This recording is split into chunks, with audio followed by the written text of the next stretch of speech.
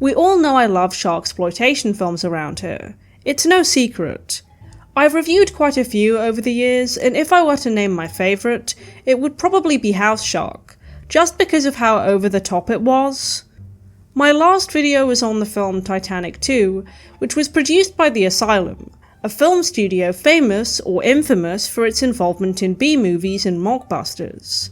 I have to respect the grind, to be honest, especially as they're giving me more content to talk about. It doesn't seem like you guys have the most positive view of today's film, but hey, that's why I'm talking about it.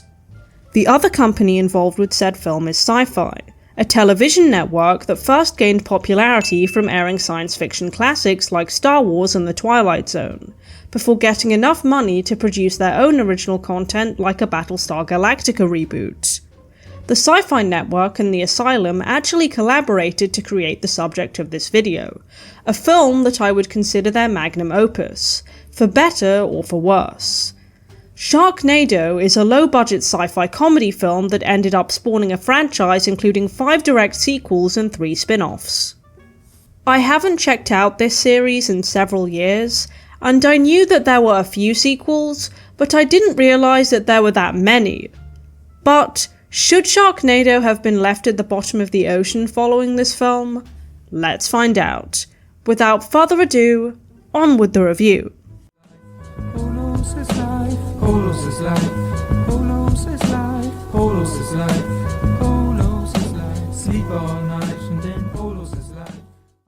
The film quickly opens with a shoal of sharks being picked up by a tornado, which very quickly explains the title of the film, and the visuals make it very clear that this is a made-for-television film. We then see a fishing boat where its captain, Santiago, is having a meeting with a businessman. Santiago refuses the man's offer of $100,000, demanding $1 million instead. When the man doesn't yield, Santiago threatens to shoot him, so the $1 million is agreed upon. Santiago then tells the man that the sharks are actually the ones that should be afraid of them, a line served with a thick layer of irony. I mean, seriously, we're less than 5 minutes in and we're already getting lines like this? The ship is immediately hit by the Sharknado, or Sharkicane in this case, and the members of Santiago's crew are attacked by the sharks. In the kerfuffle, the businessman takes his case of money back and says he'll take everything from this haul following this attack. Santiago just shoots the guy, who is then eaten by a shark, and the captain assumes he's gotten away scot-free. However, he is then caught in the middle of the Sharknado and is killed in one of the worst effects in the film. The goofy CGI sharks really don't do it for me. We then cut to a beach in LA where we meet the hero of this franchise, Finn Shepard, played by Ian Ziering. He's a professional surfer and owns a bar on the beach. Interestingly, professional surfing is a real recognised career path, so that's good to know. Inside the bar, we're introduced to George, played by John Hurd, a weird drunk guy who frequents the place, and Nova Clark, played by Cassie Skirbo, a barmaid who has a mysterious scar on her leg that I'm sure has no link to the title of the film. Fun fact, John Hurd actually played Mr. McAllister in the original Home Alone films, which I've discussed on the channel before. This girl that the camera has been lingering on since the film started goes to surf, and challenges Finn to a surf-off. This can't end well. The girl is thrown off her board by a shark, and Finn tries to swim to her but she's killed in a really bad CGI effect. Finn tries to warn everyone about the oncoming sharks, but several people are attacked before anyone listens. Finn's friend Baz, played by Australian actor Jason Simmons, attempts to rescue Finn on a jet ski, but it's him who ends up getting his leg bitten by a shark. What were you thinking? You could have been killed. I mean, this guy's on the floor suffering and you think this kind of commentary is appropriate? Go get help! Regardless, Baz actually recovers pretty quickly, and George warns the two surfers about the oncoming storm. Finn calls his wife, April, to check on her and their children. April is played by Tara Reid, who I know best from the American Pie franchise, The Big Lebowski, and Urban Legend. Finn decides to close and secure the bar as the storm is getting closer, but just then, some awful CGI sharks burst in. Nova skewers one with a pool cue, and I'm glad that at least one character has some incentive.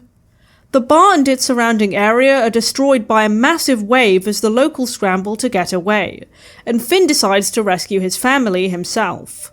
As the city floods, the group decides to rescue people from the sharks, and a poor woman struggles to get her dog out of her car. George breaks her car window, and they escape, but George is suddenly eaten by a shark. Via the same effect that's been used several times at this point? Come on, movie, be a bit more creative. The group arrives at April's house, and although she initially refuses to let them in, a shark bursting out of a storm drain quickly convinces her. Finn and April's daughter, Claudia, also says she doesn't want to leave, just before April's boyfriend, Colin, appears. He laughs at the idea that sharks are swimming through LA, and when Nova mentions that one is in the pool, he goes to check. A shark then bursts through the house and eats Colin, which leaves April available for her and Finn to get back together. Don't think I don't see through your plans, movie. The group defeat the nearby sharks and intend to rescue Matt, Claudia's brother who is in flight school. You know, I didn't remember this film being so reminiscent of a road trip movie. The storm begins to die down, and Finn wants to stop next to a school bus in case there's any kids inside. You care more about other people than you do your own family. Let's go. Okay, I get that you shouldn't jeopardize the people close to you, but shouldn't wanting to do the right thing and rescue people be an admirable trait? Finn is right and the bus is full, and they use a harness system to pull the kids to safety. Although the characters in these kind of films tend to be very one-note and unlikable, this is actually quite noble of them to do. With that being said, the bus number changes several times during the scene, which really pulls you out of it. Immediately after this, some large gusts of wind blow debris around, and while no one is hit initially, the camera keeps focusing on the bus driver from earlier. My mom always told me Hollywood would kill me. Seriously, this has the production value of a YouTube video from around the same time. I'm not gagging. Also, where did all the kids go? They just disappeared once they weren't useful to the plot.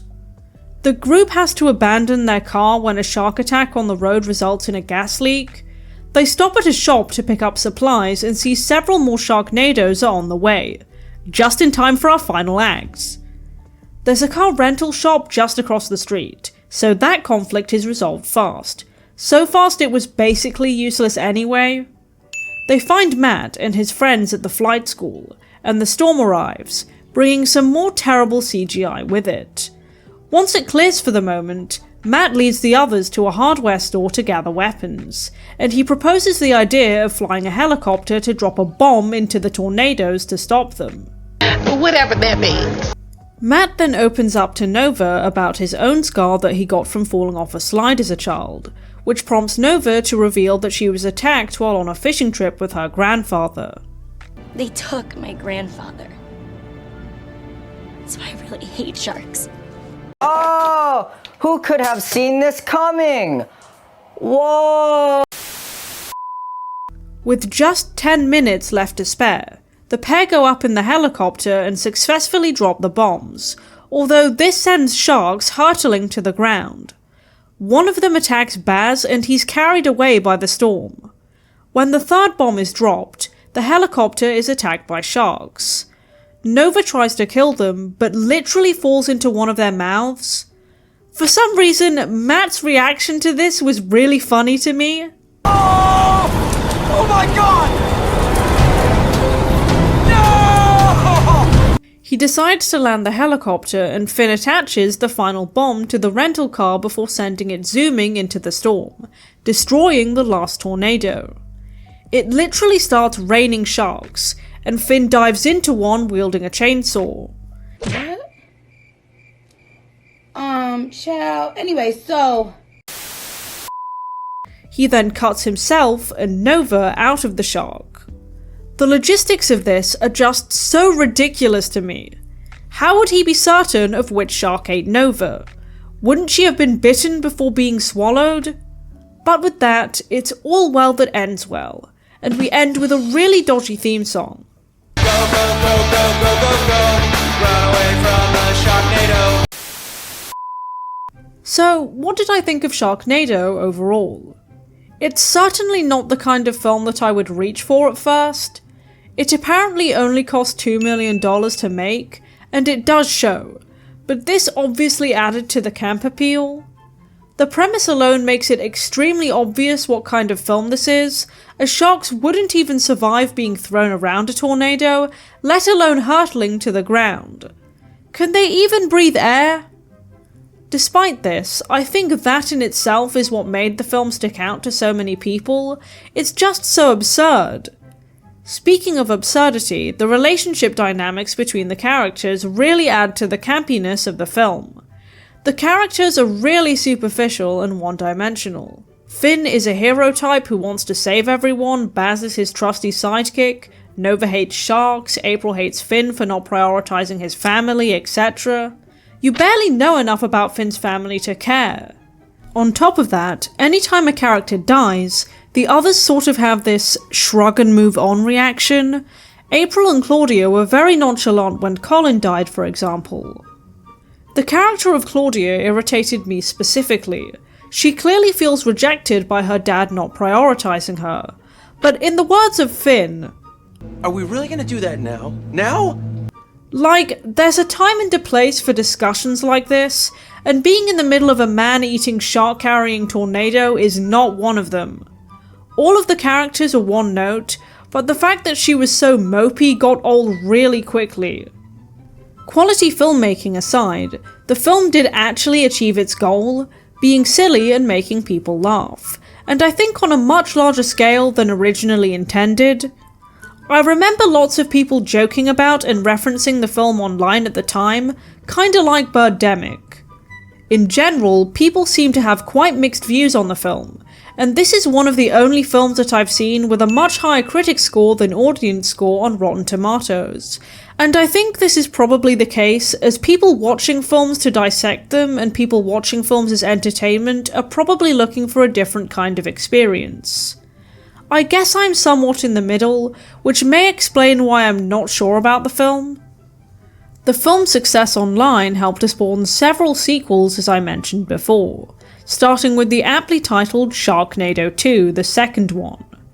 I do plan on reviewing the sequels in the future, so keep your eyes peeled for those videos. Sharknado also received a 10th anniversary theatrical re-release with newly added special effects. I didn't watch the re-release, but I'm sure it was great. Would I recommend Sharknado overall? To be honest, I'm not even sure if I like it myself. It's so silly, but I feel like they could have leaned into the campiness a bit more and really hammed up the acting. With that being said, the film is just so over the top that I can't say I straight up disliked or found no entertainment value in the film. We'll see where the franchise heads in terms of the sequels, but if you're looking for a better made film about tornadoes, I'd stick to Twister. Well, that's all for this video. Don't forget to like and subscribe, and as always, thanks for watching. The blue and green ones are my favorite kind, but I'll eat the colored ones from time to time, cause polos is life, polos is life, polos is life, polos is life, polos is life, polos is life, sleep all night.